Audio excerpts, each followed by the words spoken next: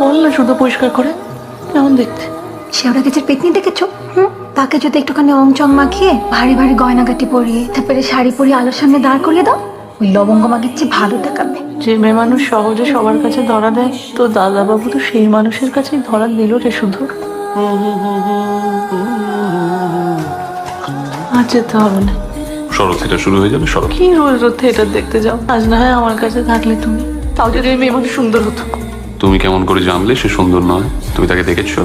শুনেছি, কার কাছে শুনেছো? শুধু বলেছি। শুধু সে অশিক্ষিত মাগি তো বলবে মোনালিসার ছবিও সুন্দর নয়। আজ থেকে যাও আমার কাছে, কি সুন্দর সেজেছি তোমার জন্য। তুমি তো জানো গিরিবালা, মাথা গরম হলে আমি কেমন করে ফেলি। আজ মেজাজ গরম করতে ইচ্ছে করছে না। আচ্ছা, আমাদের বিয়ের তিথি।